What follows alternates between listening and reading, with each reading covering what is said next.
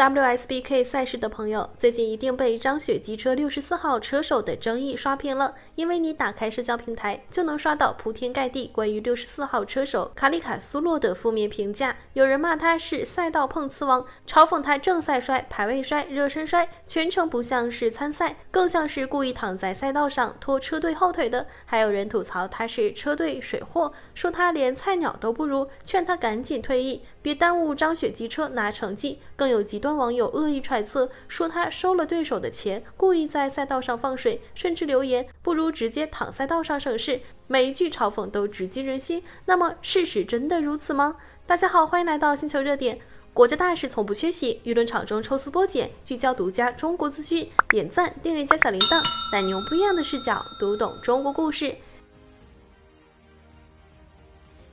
小编有一说一，这些嘲讽并非空穴来风。回顾近期的几场比赛，卡里卡苏洛的表现确实惨不忍睹，退赛和摔车成了他的常态。比如2026年4月17日 WSBK 荷兰站 World SSP 组别超级杆位赛中，卡里卡苏洛驾驶张雪机车 820RRRS 赛车出战，赛道突降小雨，于是他在排位赛和正赛中接连摔车，最终仅获得第20名，无奈提前退赛。之后的多场热身赛中，他依旧频繁出现失控、侧滑的情况，要么提前退赛，要么勉强完赛却排名垫底，与同队53号车手瓦伦丁·德比斯的风光形成了鲜明对比。最受关注的莫过于2026年5月的匈牙利站，这是张雪机车告别新车优待期后的第一站，所有人都盯着这支中国车队，想看他们能否在豪强环伺中站稳脚跟，甚至有不少人等着看笑话，觉得一支有摔车王的车队根本没有竞争力。排位赛中，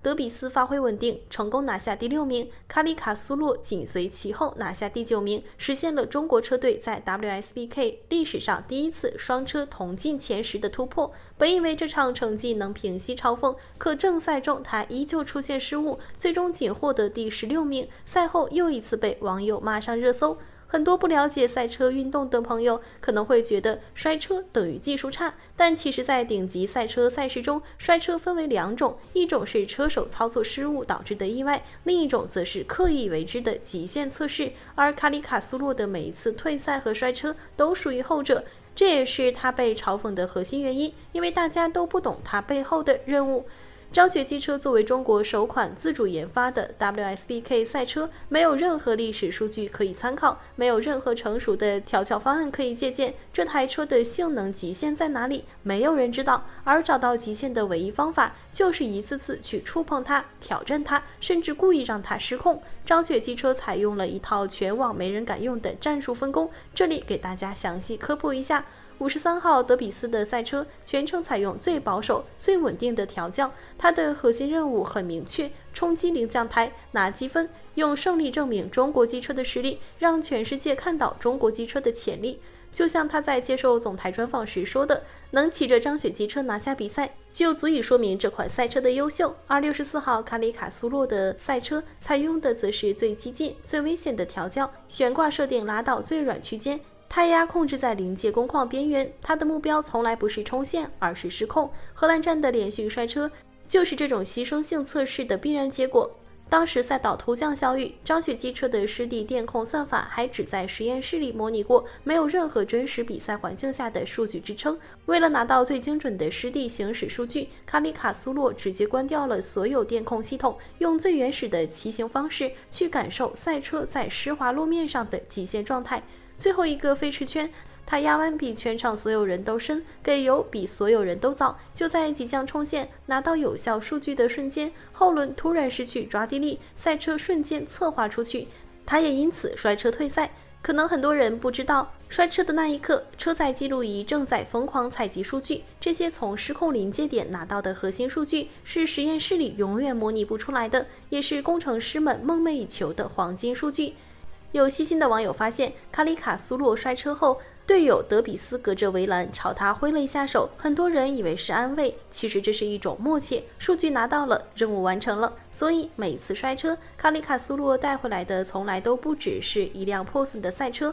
还有能让中国机车性能实现质的飞跃的关键数据。它能精准描述赛车在每个弯道的表现、底盘的反馈，让调教工作以惊人的速度推进。了解完卡里卡苏洛在张雪机车的隐藏任务，很多人一定会好奇，这样一位甘愿牺牲的车手到底有着怎样的过往？他为什么会选择加入一支中国新军，干最危险、最不被理解的工作？首先要明确一个事实，卡里卡苏洛从来都不是什么水货车手，相反，他是跻身 World SSP 顶尖行列的实力排名将。公开的赛事数据显示，卡里卡苏洛的赛车生涯起步于欧洲。2017年，他转会至 JRT Yamaha Official World SSP Team， 正式跻身世界级赛事舞台。2019年，他加入 A1 Bros 车队，这一年也是他职业生涯的巅峰期。凭借稳定的发挥和精湛的技术，拿下了2019赛季 World SSP 年度总亚军，一战成名，成为围场里公认的技术流大师。纵观他的职业生涯，累计征战 World SSP 世界级赛事163场，在高手云集的赛场上，他拿下了7次分站冠军、13次杆位、35次登上领奖台。这样的成绩，在整个 World SSP 赛事历史上都算得上是顶尖水准。在加入张雪机车之前，他先效力于 Moto2 ME AR Racing 车队，在捷克莫斯特站后转会至第34G World SSP Racing Team。当时他手握欧洲原厂车队的续约合同，前途一片大好。按照正常的职业生涯轨迹，他可以继续开着完美调教的赛车，在熟悉的赛道上追逐更多荣誉，斩获更多冠军，安稳地度过自己的黄金期。但卡里卡苏洛却毅然选择了不一样的道路，放弃了欧洲成熟车队的优厚待遇，选择加入张雪机车。这背后离不开他对赛车事业的热爱，更离不开张雪机车的诚意和野心。据业内赛车媒体透露，为了签下卡里卡苏洛，张雪机车付出了巨额代价，仅仅是买断他原有欧洲车队的合同，就支付了高达102万欧元的解约违约金。这还没完，他的年度基础薪资与队内冠军车手53号德比斯持平，稳定在500万人民币上下。再加上为了让他进行极端测试而额外签署的技术补贴，扣除重叠税务和前期安置费，这位64号车手的陆地成本保守估计在1300万人民币以上。这还不包括专门为他定制的极限测试赛车、3台备用整车以及全套极限改装配件。在每站赛事中的高额损耗费，资本从不养闲人，所以张雪机车砸下千万重金，从来不是为了看他在赛道上垫底摔车，而是看中了他的技术和经验，想要让他承担起一项特殊的任务，为中国首款自主研发的 WSBK 赛车测试极限、收集数据。而卡里卡苏洛与张雪机车的缘分始于2025年下半年，当时张雪机车正在全力筹备 WSBK 赛事，急需一位既有丰富赛事经验又敢于挑战极限的车手，负责赛车的极限测试工作。经过多方筛选，他们将目标锁定在了卡里卡苏洛身上。而卡里卡苏洛在了解到张雪机车的研发野心和诚意后，也毅然决定加盟。他与张雪机车签下了一份在整个赛车商业史上都堪称极其特殊的合同。常规的商业赞助合同买的是车手的成绩、名次和曝光度，而张雪机车高价签下卡里卡苏洛，买的是他的极限，买的是他在全世界面前试错的特权。这份合作的核心并非只为赛场争冠，而是肩负着赛车极限边界的研发测试使命。这也是卡里卡苏洛愿意放弃欧洲巅峰荣耀，奔赴中国的核心原因。